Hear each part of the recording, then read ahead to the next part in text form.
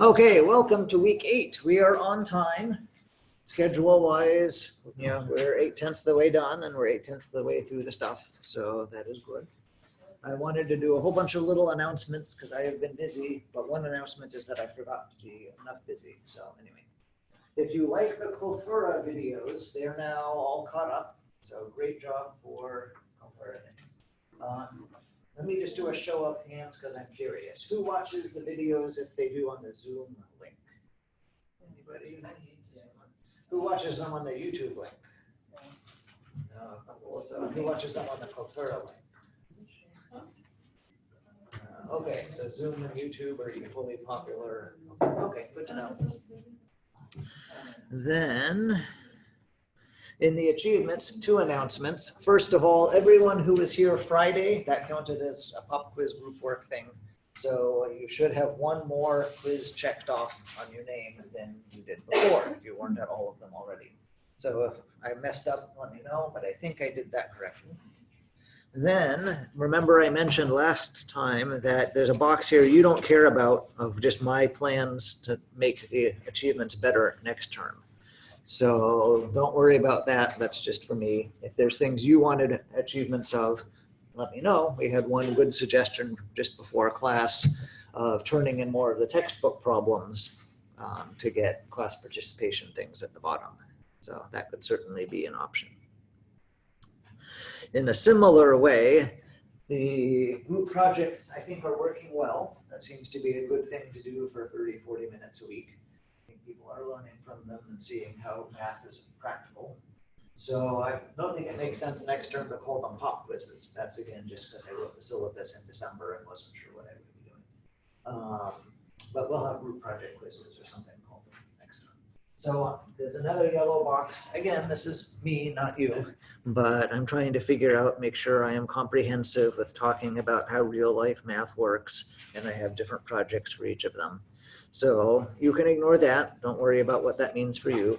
But if you have ideas for projects, then let me know. If there's something that you're working on personally, you're building something in your backyard, you are dealing with your parents' retirement plans, something like that, then let me know and I can try and make the Math 20 appropriate thing out of it.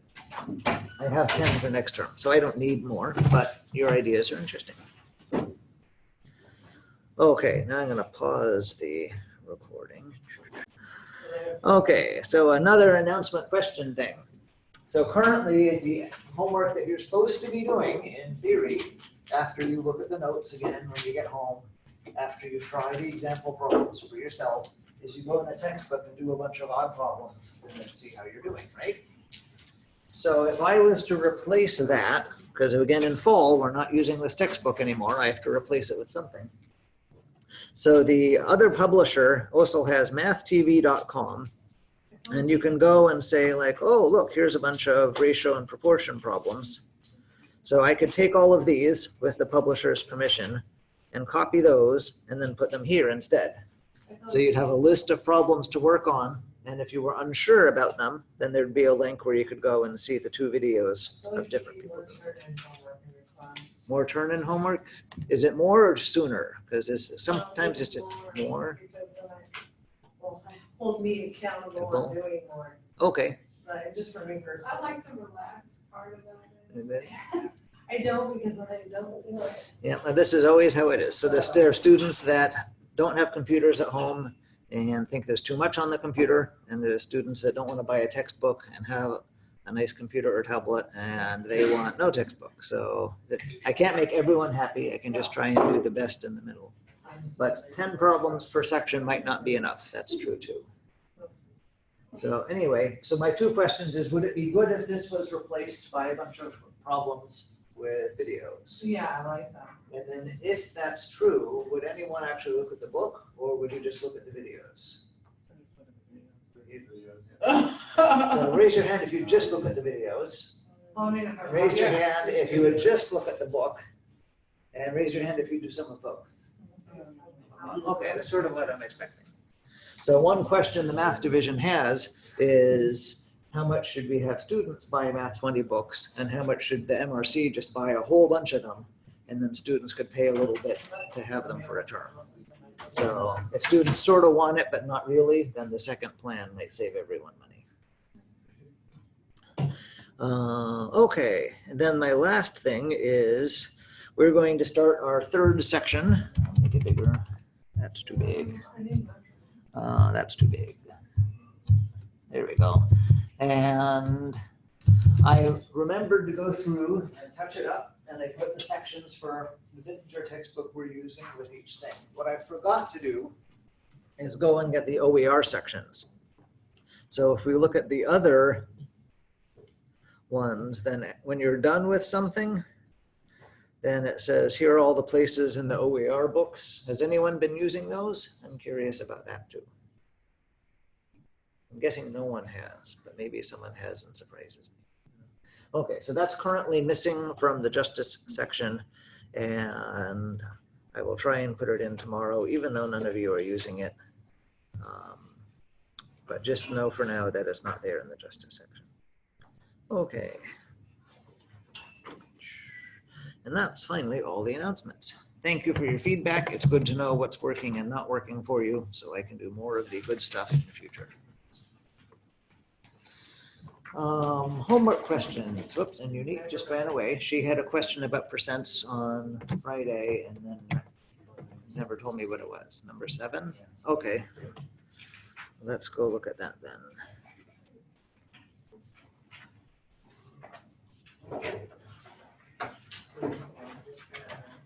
So mad science percent 7. We've done that one already. I should just look that up rather than write it all again. Okay, are there other questions people have about the measurement section of mad science before we move on?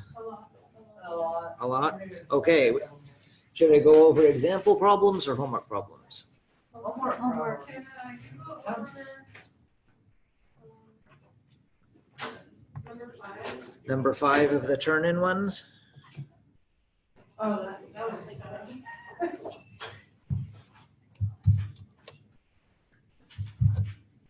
Okay, before I really start this, anyone want 1 through 4?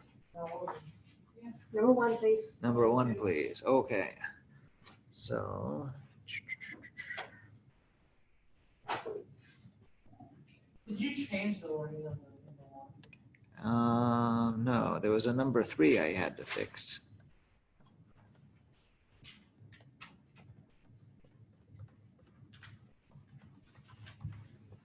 So I will take that and get rid of it and move it over here and go back and get number 1. Oh, I might have changed number 1. I think I changed a long time ago. There was an announcement about that. Yeah. So 2 years is how many minutes? Oh, I answered that one. So remember the unit analysis process. My first step was to write it. It's not a fraction, so I make it a fraction by putting it over 1. My next step is to change the words 1 smack at a time. How do I get rid of years on the top? Put years on the bottom. Can I change years into seconds? Well, maybe you can, but I don't have that memorized. So what would I change years into? Days. Okay, so now I'm at days on top. I want to get out of days. Okay, and hours. I don't want hours though, so I keep going. Okay, hours I can change into minutes. And minutes I can change into seconds. And I'm finally where I want. I have seconds, and it's not seconds per anything, it's just seconds.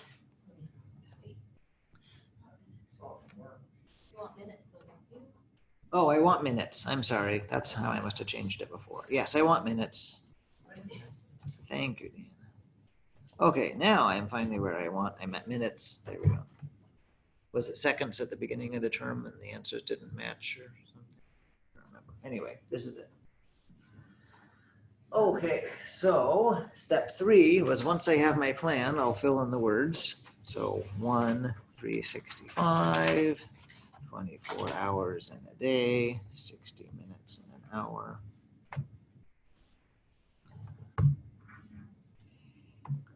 Then my next step is multiplying everything together. Now you don't have to write what I'm doing here because your calculator would just tell you.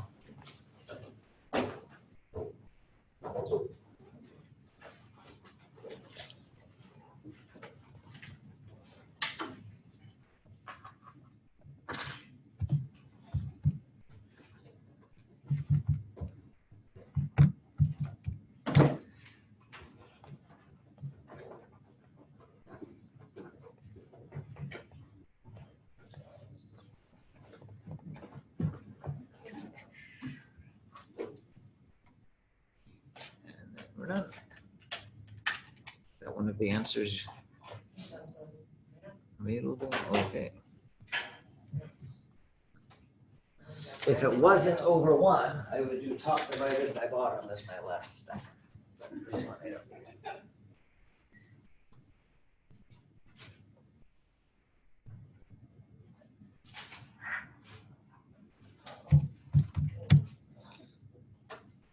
That probably took me like 10 tries to get that data. I did it all right with that. As a comment, just as my personal habit, you'll see that I do cross-out marks that are separate from each other. So I'll do 1 slash, and then double slash, and then backward slash, and like that. And that's just so that when I'm done with a test, and I go back and check my work and make sure I wasn't making a stupid mistake, it's easier for me to see which things canceled with each other. For unit analysis, it's not too important because I can just see the words days and days. But if I was canceling factors when doing fraction reducing, especially in Math 60 with algebra, it's nice to say, oh yes, these were the ones that were canceling, and those were the ones that were canceling, and so on. You don't have to do it.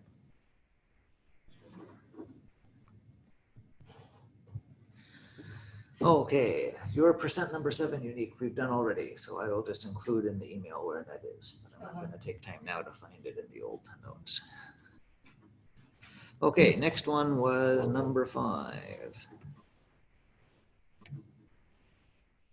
So we have 2 rates, 729. Oops. For 8 ounces. And can I even draw a pound sign? 220 pounds for 57 grams. I want to see which of these is cheaper. By the way, I looked this up like 4 years ago, so don't trust me on the accurate prices of Sculpey modeling clay anymore. So I need to change one of them to match the other one. Then I can just look at them and know which is bigger. So should I make the American one into a British price or the British one into an American price? British to American. Okay. So just like before, I want to get rid of the grams. And I can change grams into ounces. And I want to get rid of the pounds and change it into dollars. And then I will have dollars per ounce. And that's what I want. Everyone okay with my plan in blue? Yes? Okay, so up here it says 1 ounce is 28.35 grams, and 1 pound at that time was $1.31.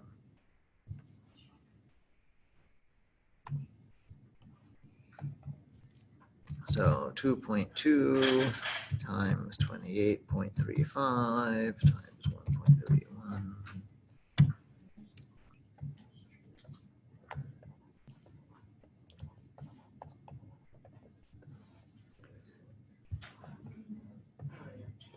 Oops, 57.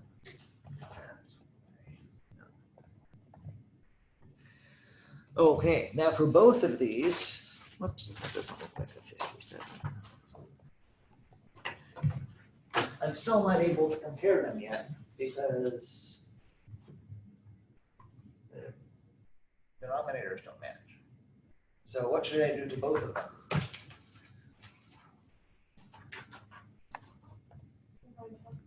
Yeah, so if I do top divided by bottom here,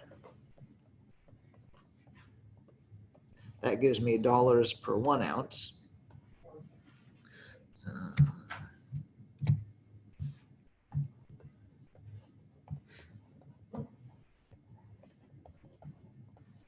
and I'll do the same thing here. I don't think so. So one of them, oh wait, there you go, is more than $1 an ounce. One of them is less than $1 an ounce, right? So it's pretty obvious which is cheaper. Oops.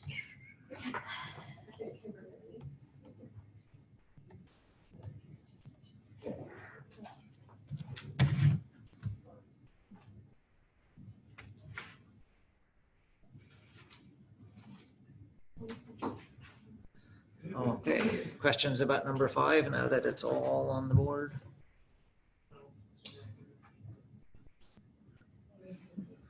Let's look at the test and see. Don't trust me.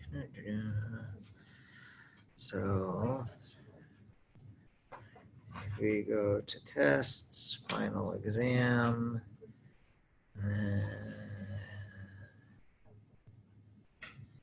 nope, don't see anything like that.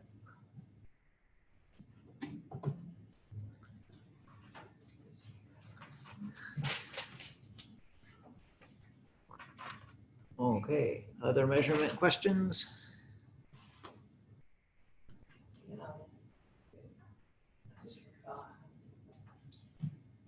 Which one? All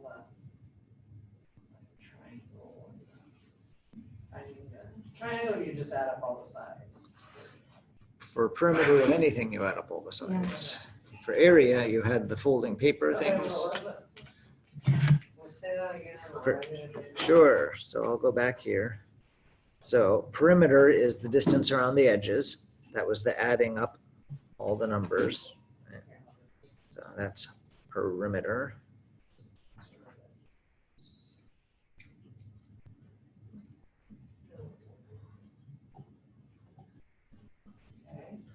And then the area, we started with our pieces of paper that were rectangles.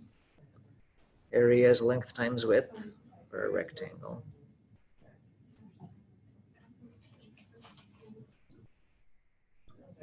And then we discovered for a triangle, it was half of length times width, which we'd usually call half of base times height.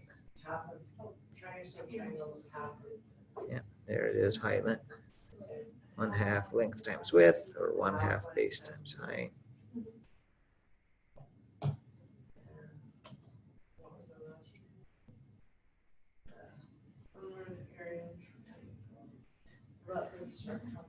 And parallelograms were the same thing as the rectangle.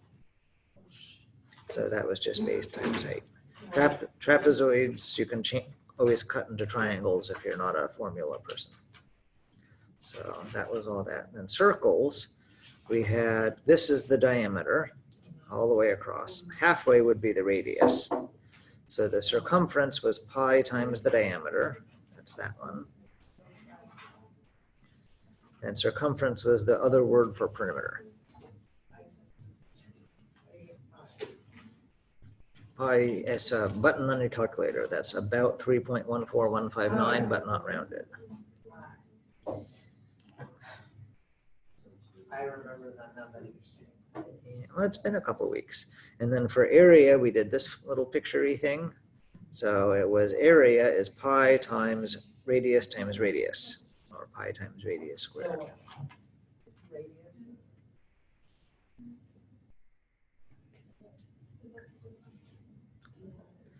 And if you like, you can always write it area is pi times radius if you don't like the exponent. Can we go over number 9? Sure. So that was your whirlwind overview of all the formulas. Okay, number 9. Yeah, I can't figure out if we did that.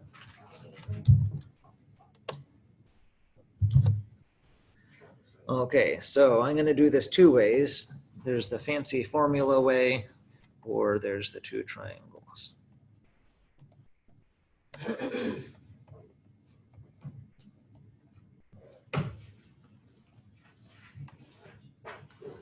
So the picture we have in either case is a smaller top, a bigger base, some diagonals, and then a height.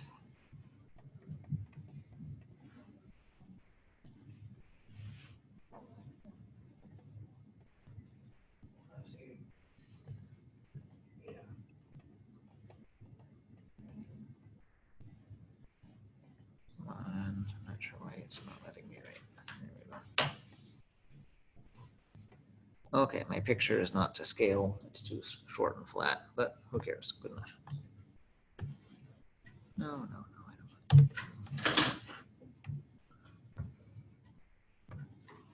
Okay, fine. You move out of the way. No, can I just copy you? Yes. You go over there. And you come back. Okay. So the formula was that the area is the average of the top and bottom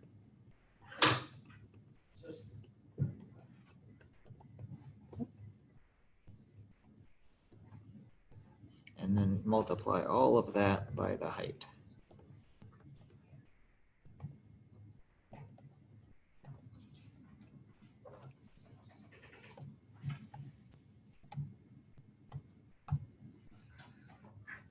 So we had 16 plus 25. Whoops, I put my parentheses in the wrong spot.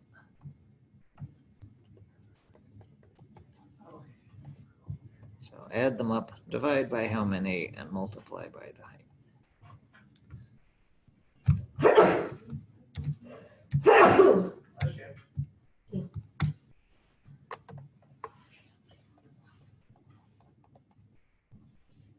It's an area, so it will be square units.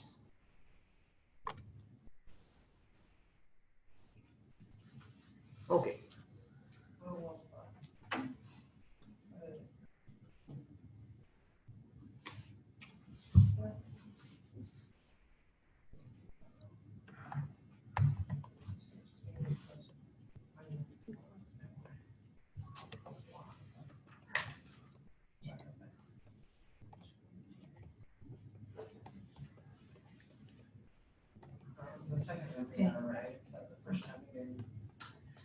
So if you don't want to memorize the formula, you can still do the same thing. You're just going to chop it into 2 triangles.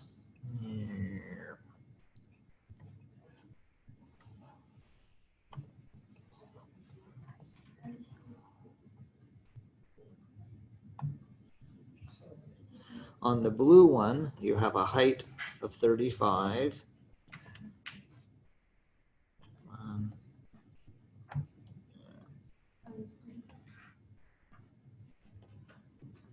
Okay, and a base of 25.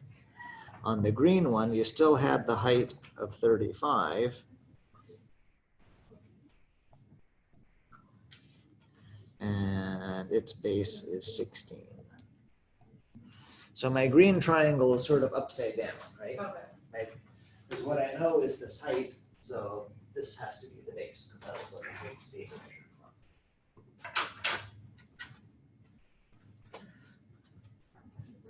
So I have the area is blue triangle.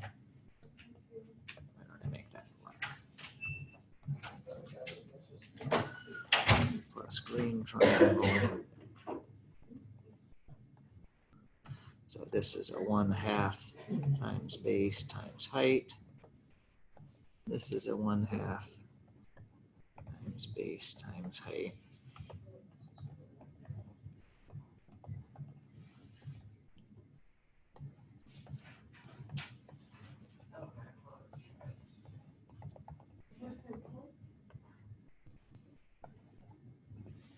Oops, 16. And we'll get the same answer.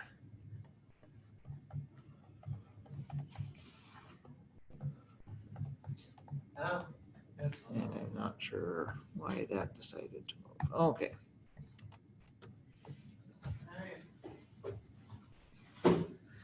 So either way works.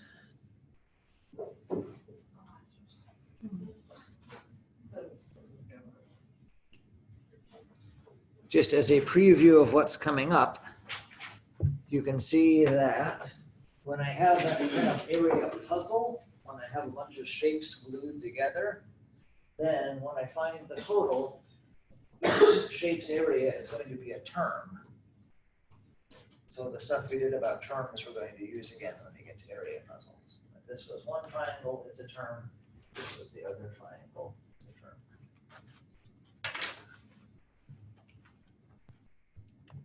Okay.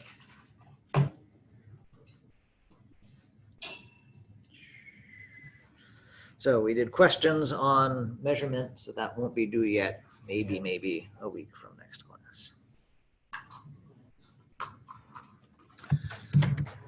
So our new topic is things with equal signs.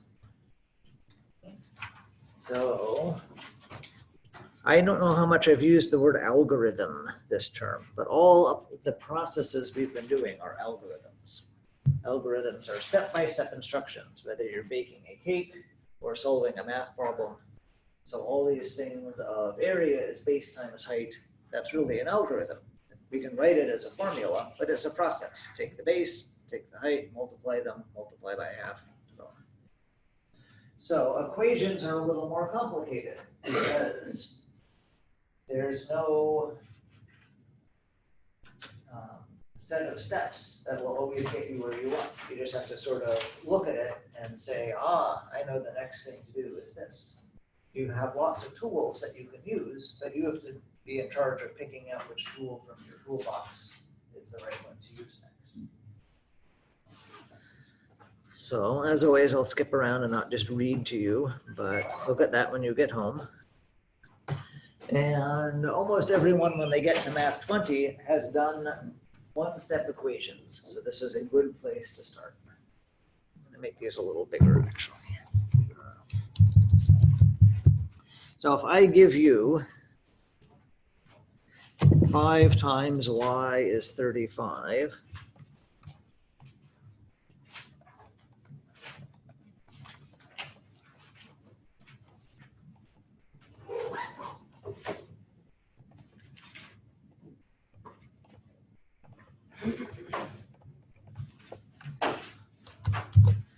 then people normally have a good idea of how to do that. I'm going to write it bigger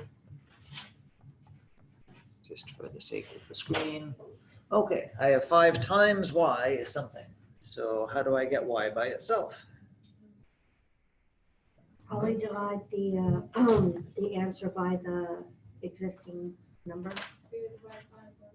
Yeah, something is stuck on with times 5. The opposite of times 5 is divided by 5. So I do that to both sides. And I get 7. So let's talk about this because we haven't talked about it before. First of all, there was something that Michelle said, I'm glad she did. Let's not call this the answer, right? It's not like we're dividing the answer by 5. It's just that the equal sign is saying that this amount is equal to this amount. It's like a puzzle. I don't know what y is. If I plug in 4, does that work? 4 times 5? No. If I plug in 1, does that work? No, 1 time. So what does work? 7 works. So It's not that this part is really an answer, even though it's by itself with an equal sign. It's just that one thing is equal to another.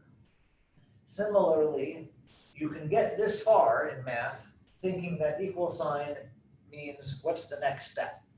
Just like in stuff I was writing earlier, it's sort of, I'm doing this, next step, right? But equal sign doesn't mean next step. It means something is equal to something else. And when we're working through things, we want each step to be equal. Otherwise, somehow we've changed things. When it's unavoidable, I'll use the about equal symbol to show that I was rounding. But if your brain is just thinking of equal sign as next step, then now is the time to sort of retrain it and say, this is something that's equal to that thing. And both sides will be changing when I move down to my next step. Finally, I have a habit of writing the what are we doing to both sides in orange. When you start Math 60, if your Math 60 teacher is doing things right, then they will write down what's happening as you're moving from step to step with an equation. But they will stop doing that eventually. Sometime in the term, the orange numbers will go away. And you will just need to be able to look at this and say, going from 35 to 7, they must have either subtracted 28 or divided by 5. Which one is it? We're dividing by 5. All of that makes sense as commentary. So you don't care about all of that right now, but orient your brain. Okay, let's do one more. So 4 times b equals 20. I have times 4 next to my b. How do I get it by itself, Dan? Divide by 4. Opposite of times 4 is divided by 4.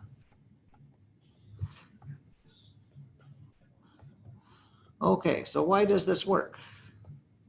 We've been told it works. You can do the same thing to both sides of an equal sign, but why does it work? So here is my picture for 4 times b is 20. I have a balance scale. On one side, I have 4 b's. On another side, I have a 20. We just solved this with a divided by 4. So how would you draw the divided by 4?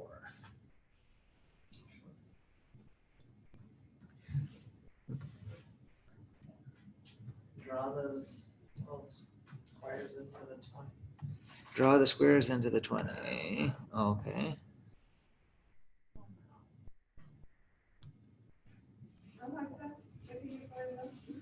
So when I'm dividing this side by 4, that means I'm taking one of these and I'm ignoring the others, right?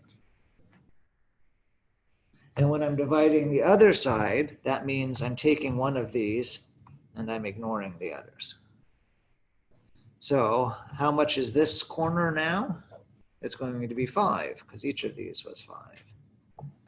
Because when you break 20 into 4 pieces, you get 5. So there I have b and 5. And you will never think of this in your brain when you are doing that. It's just good to see once. Like, you're an educated person, you deserve to know why this works. Don't just take it on faith. But this is what we're doing, is we're saying, I had 4 b's. I had an amount that really was 4 5s. So 1 b must be one of the 5s.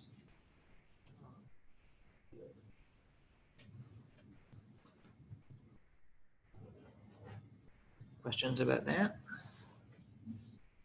Okay, let's keep going then. So we did things with multiplying. Now we'll do another one. Go on here. So p divided by 6 equals 8. How do I get p by itself? Everyone happy with Dan's answer? So that gets p by itself because divided by 6 times 6 turns out to be just 1. 6 times 8 is 48. There we go. So again, this is what you will do. If this is what goes on in your brain is complete. But let's look at the picture just so at least once in your life you've seen what happens. we did a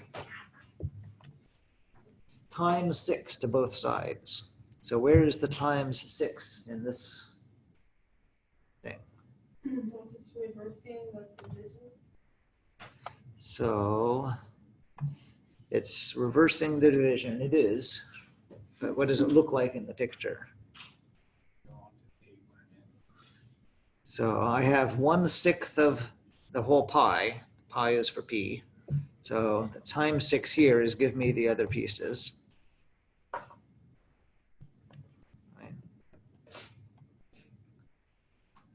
And then the same thing over here. Times 6 over there says give me 6 other pieces. So this is sort of like I went to the pizza store. They gave me 1/6 of a pizza, and it weighed whatever, 8 ounces, very small pizza. If I had ordered the whole pizza, if I had 6 of my slices, then that would have been 6 of the 8s, so that was 48. And again, nobody thinks of this when they have to do that. But just now you can see that, okay, the system makes sense. We don't have to just take it on faith that solving equations works.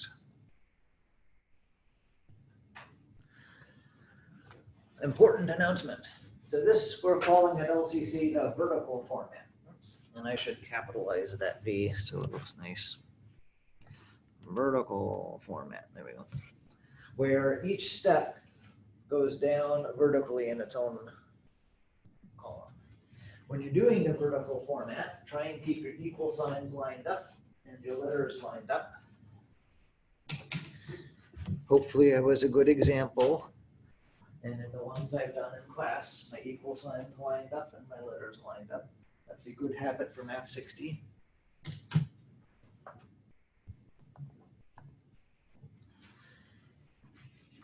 If you try and do it with the horizontal format, then you can run into trouble. So if I had fancy colors, it's not so bad. If I had 3 times y equals 210, I could squeeze in divided by 3 on both sides. And 210 divided by 3 is 70. And you can kind of follow that. If I don't have fancy colors, if you go back and look at this to check your work at a test, or even worse, if you write this now and 2 weeks later look at this one studying for the final, you're not even sure what the original problem was. So the horizontal format is a trap. Don't try and just go horizontally. It will make it hard to study.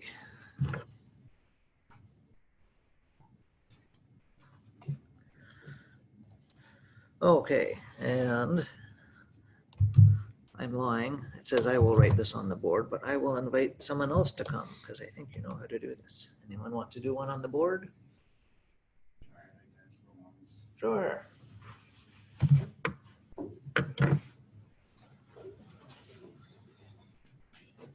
You don't have to do fancy colors and stuff.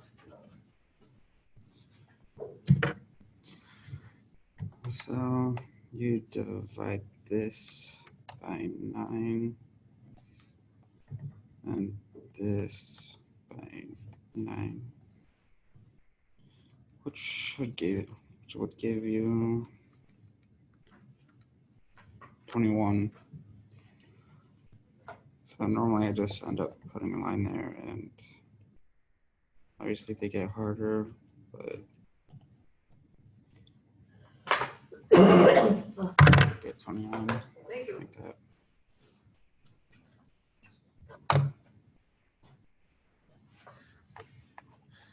Okay, I have never been taught to put a line through the equal signs, but if someone had, I can see that's sort of an organizational thing. So That's really the reason why I do it, because I normally get sloppy by accident. oh, okay. So like lots of other things in Math 20, it doesn't seem so bad. And then somebody throws in a fraction or a decimal. Oh, cute. So now it suddenly looks a little worse, even though it's exactly the same thing. So what's the opposite of times 8? Divided by 8. And so I'm going to have y is now, what's 2/3 divided by 8? What I don't want to do is try and squeeze in a whole bunch of stuff right here. That's going to break up my flow. So instead, let's say 2/3 divided by 8. 8's not a fraction, so put it over 1. Multiply, flip and multiply. So 2 times 1 is 2. Actually, no, I'm going to cancel.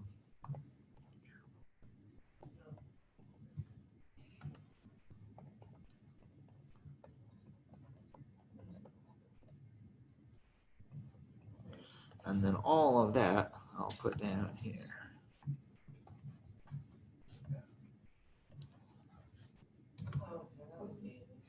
So the lesson from this problem is if one of your things gets like a speed bump, it's a little hard, don't try and squeeze too much in the middle. Do it off to the side, make some sort of cloud or brace or whatever you want to draw to say this stuff goes here. Keep yourself organized that way.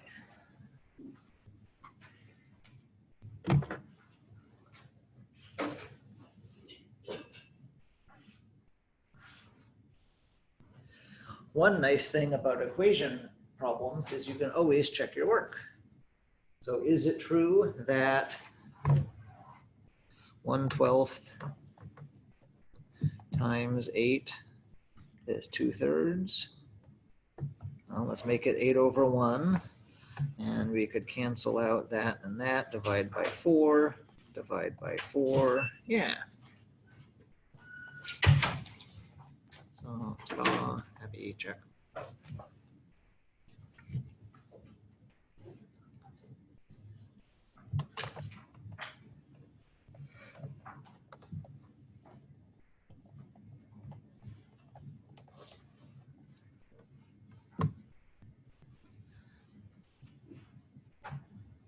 I have a slightly different question. Sure. Do we run into some of the more complicated ones where it has like 2 different variables? Nope. No, I'm about to show you how complicated we get, which is not very. Look at the bad math grammar on your own. I'm not going to give you bad examples.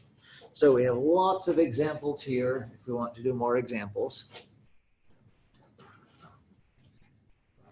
Let me answer Dan's question first. As a side note, we could make one-step equations that had something other than adding, subtracting, multiplying, and dividing. I could give you 9 is something times itself. And you could all tell me that the answer is 3, because the answer is 9. But we're not going to do those. So don't worry about that. So how can we make this only slightly harder? If we had y times 3 equals 9, that's not a problem.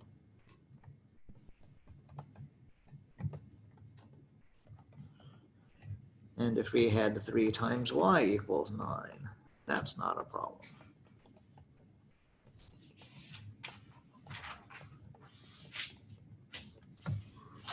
You probably make it seem harder, like 3 times y equals 3 squared, which is Yeah, now we're not going to have any exponents. That's too much for math 20. Wait till 60 for that. But what we will do is observe that for multiplying, it doesn't matter whether the y is first or second on its side. For dividing, it does. So I'm going to now write the 2 ones for division. If I have y divided by 3 equals 30, well, the opposite of divided by 3 is times 3. And then I get y is 90, and we are all happy. But if I had 30 divided by y,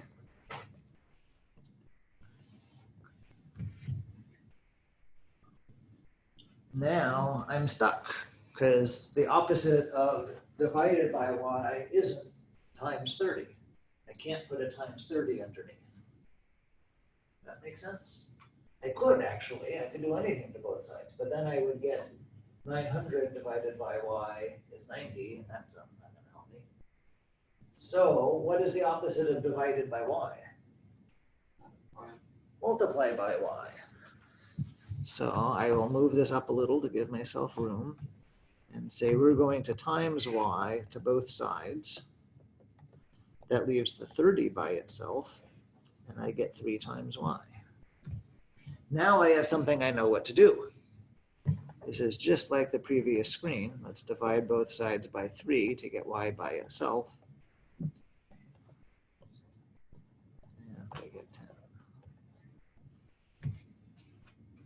So we have the most complicated thing is when it looks like it's a one-step, but because we're dividing by y, first we have to get our letter on the other side, and then it's the kind of thing we know how to do. We're not going to do many of these, but if I don't point this out, then when you do see something like this, you'll get confused. So for multiplying, you can always do it in one step, no matter the order. For dividing, because the order matters when you're dividing, sometimes they give you a divided by y, and then you have to fix it in green before you can solve it in orange. We will never do any problems that have y squareds, and we will never do any problems that have some number like 5y in front of the y. So it's just a plain y. But this is enough to get your brain sort of warmed up for Math 60, and there might be something else in, I don't know, nursing or whatever that's requiring us to do this. Who knows? Ones with exponents can get nasty and long. Yeah, that's why 65 is more interesting. But this is 20, not Math 65. So, okay, I can do more of those, but let me just move on and say that the same thing happens with subtraction. So if we have y minus 7 equals 10, that's great. What's the opposite of minus 7? Plus 7.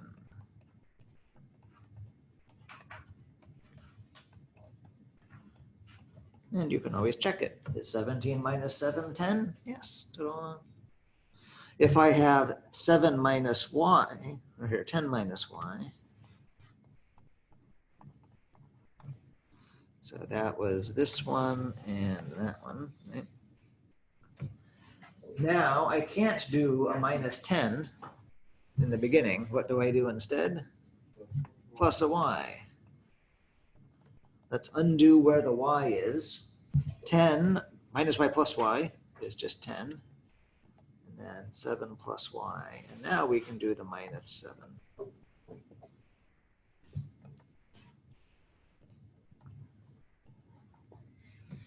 So again, adding, it doesn't matter. 7 plus y, y plus 7. I can always subtract 7 and everything's good, because adding, it doesn't matter what order.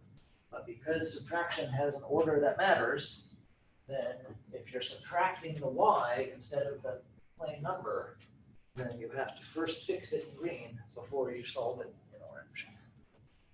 And that's as hard as we'll ever get. Do you show all that one there? No. So you can just figure out. And with these nice, easy round numbers, you can just stare at it. 10 minus something is 7. What could that be? Right? But if I start throwing in some fractions and decimals, then you can't rely on your eyeballs. So I show you the process with the easy ones. But so there was boxes here. If it starts with a divided by y, start by multiplying both sides by y. If it starts with subtracting by y, start by adding y to both sides.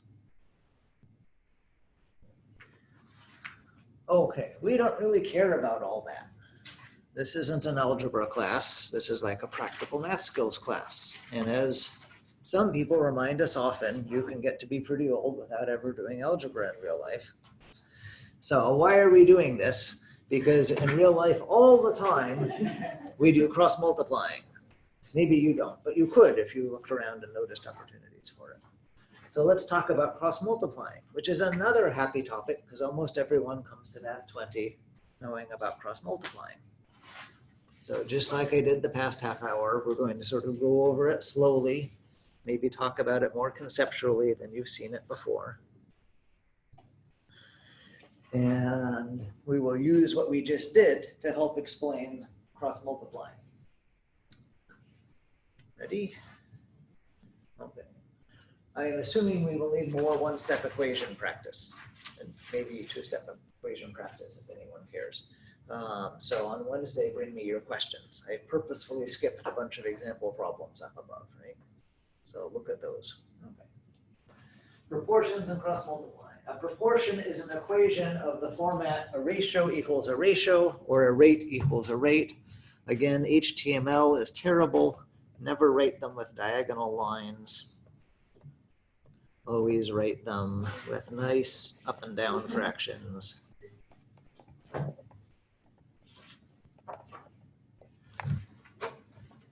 So ratio equals ratio, rate equals rate, that's a proportion.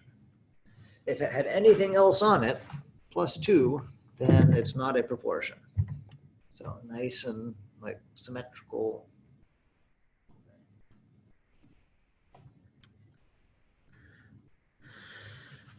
So you've probably seen this thing where we multiply in an X shape. Is it true that 2/4 is the same as 5/10? We'll check it. We'll multiply a diagonal 2 times 10. We'll multiply the other diagonal 5 times 4. Are those the same? Yes. So that means this was also true. Is there anyone that's never seen that before? Okay, usually people. But it's pretty rare that anyone has ever been told why this works. So stare at this and see if you can figure out what's really happening. Why does this X-shaped game actually check proportions? If it helps you, here's another one that doesn't work. Oops, I have to shrink it a little so they don't fit. So is it true that 6/7 is 8/9? There's one diagonal, there's the other. The numbers don't match, so this was false to begin with. Right? What's happening here? On the top, they're both halves. On the top, what? The top proportion, they're both halves. They are both equal to a half. I could reduce them to the same thing. That is true. But that's not explaining why we're doing this weird thing with an X.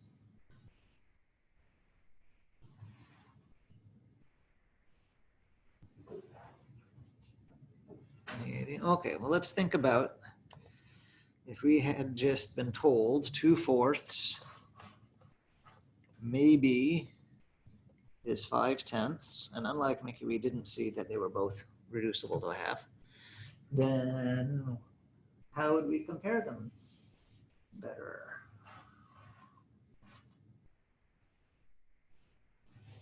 If I was a second grader trying to deal with this, then, well, 4ths and 10ths are different. I can't compare things that are different.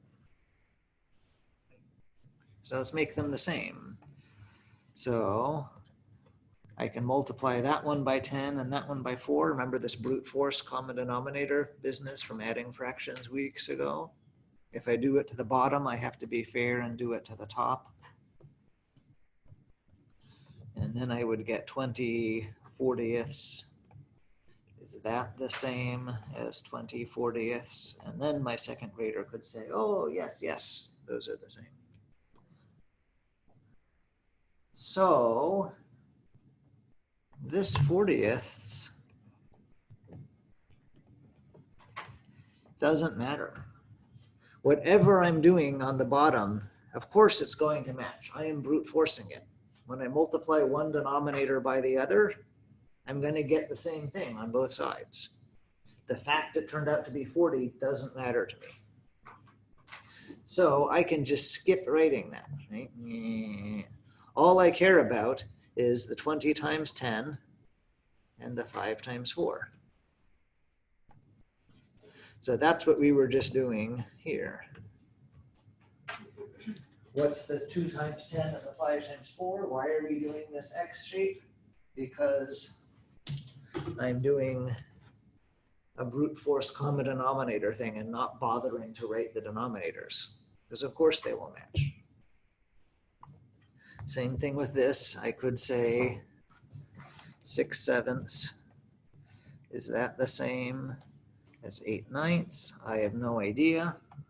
So I'll multiply this one by the other denominator, multiply that one by the other denominator. If we do them to the bottom, we have to do it to the top.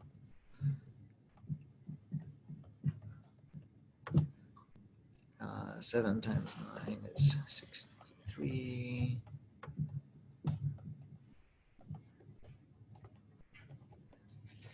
But I just don't care about the denominator.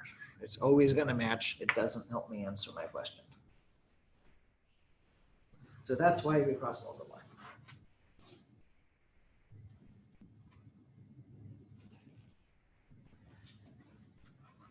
So now be happy. Once again, no one, when they do these checking proportions, will actually make common denominators. That's a waste of your time, but you deserve to know why it works because you are smart people.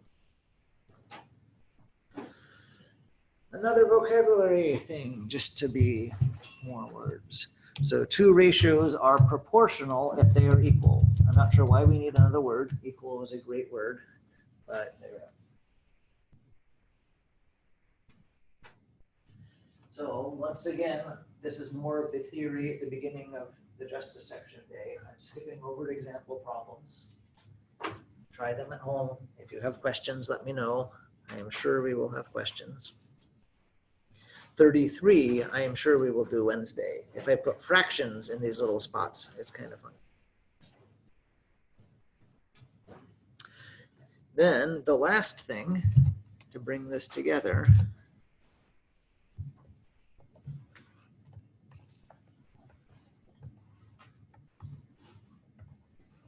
is you have already probably seen problems like this.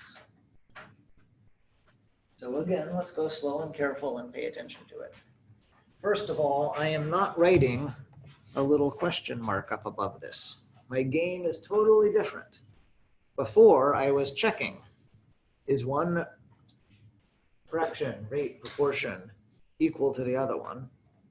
Now, I am solving an equation. I am saying some number will go in that box. It looks like a Y, it's really like an empty box. Some number will make it work. Does 1 work? No. Does 2 work? No. How can we find what number works? So I'm solving a puzzle now. I am not checking if things are equal.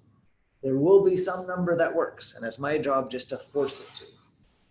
Right? So some number of years ago, the Dark Knight Batman comic gave Batman this new dark motto of when the world doesn't make sense, you have to force it to. And so this is our job. We're going to force this to work.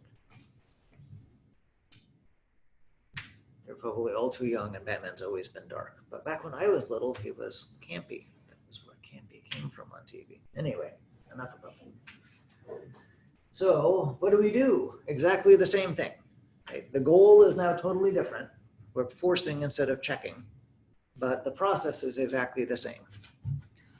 So here's one diagonal, y times 8. Here's another diagonal, 3 times 32. Whoops, let me make these like that. Looks prettier for our first slide like this.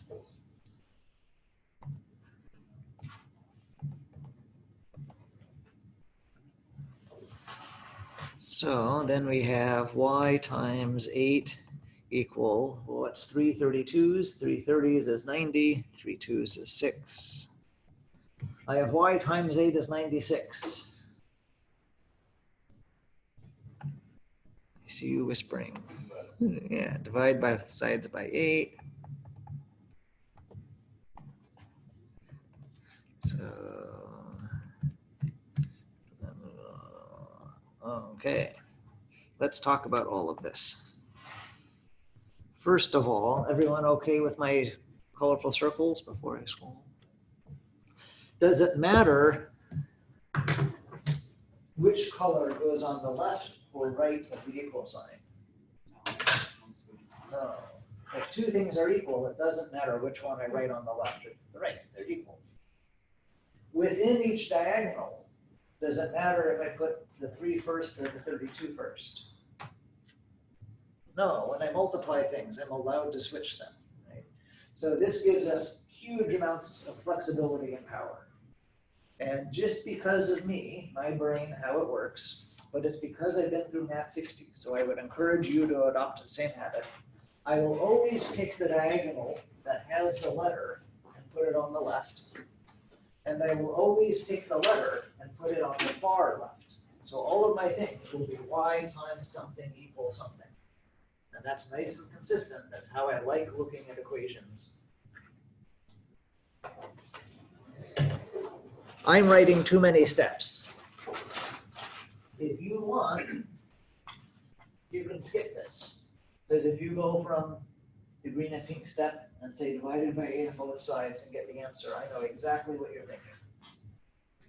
Or you could skip this step. And how do I get from here to here? Oh, you divided by 8 on both sides. If you skip both of these steps, that's too much. That's just like, magic happens, I get an answer. So you don't have to write as much as me. But for good habits, going into Math 60, write one of these steps, but not both.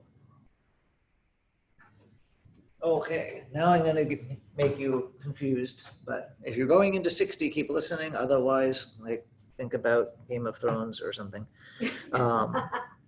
If this was a slightly more complicated thing,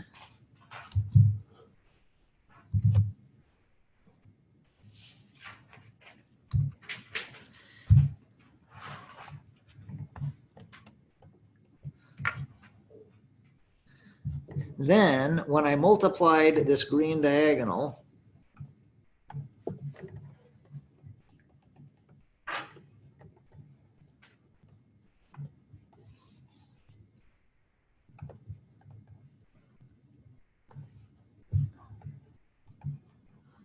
I am giving myself 2 paths to follow.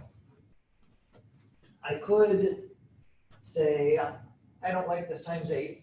We'll divide both sides by 8 and get y plus 1 is 12. Or I can do what's called the distributive property and say this becomes 8 times y plus 8. If you don't know what I'm saying, that's fine. This is Math 60, not 20. But the point is there's 2 paths to go from here. And if this problem was more complicated, one path would be easier than the other. And it's not always true that this path is the easy one or that path is the easy one. It depends on the problem. So the moral of that whole confusing thing I'm telling you is if you are going on to 60, this step, writing it out, is very important because it will show you all the paths open to you to keep going. If you are not going on to 60, then there's a shortcut. So let me summarize all of that. In Math 20, you don't have to write both the black and the orange, but I'm encouraging you to write this, especially if you're going into 60, write this step. It's a good habit to get into that will make life much easier. If you're not going into 60, then there's a shortcut that you may have seen where people say, I am going to take the diagonal that doesn't have a letter and the number that's sort of the third wheel out, and I'm going to multiply those two and divide by that one. Have you seen that shortcut? No. No. Okay. So look what we were doing a moment ago. We're taking the red ones and we're multiplying them. And then we're dividing by the one that was matched up with the letter. The third wheel. Right? So this shortcut works as long as we're not in Math 60. Because if I put that plus 1 there, the shortcut still works. It's just forcing me down one of those 2 paths, the one that starts with this.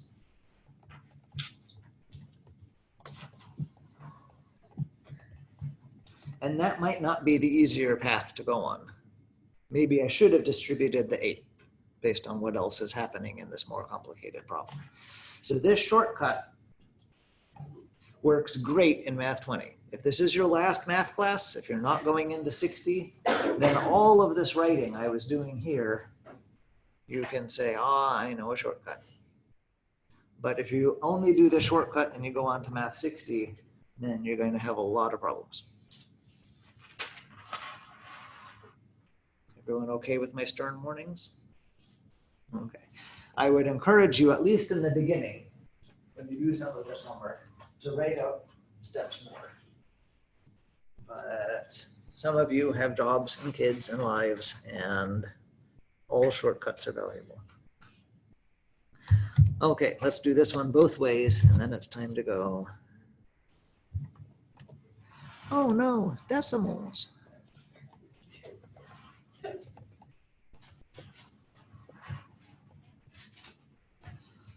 So my shortcut, which 2 numbers do I multiply?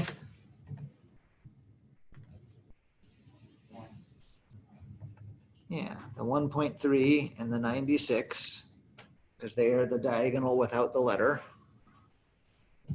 And then divide by the 1.2.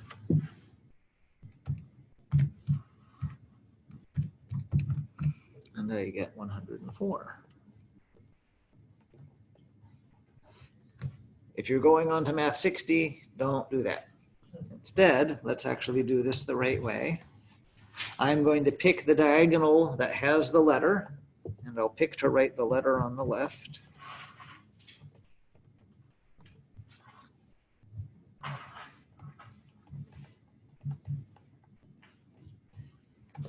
Space that out a little.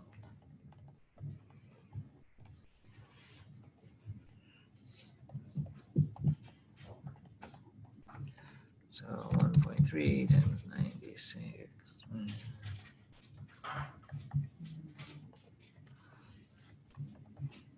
Oops, not 8, 1.2.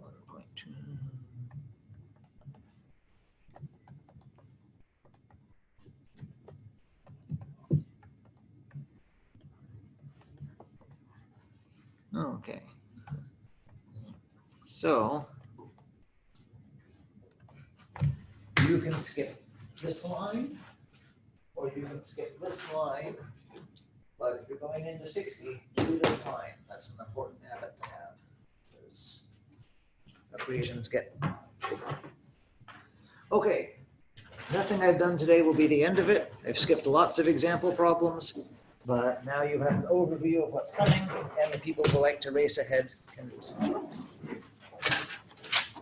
Okay.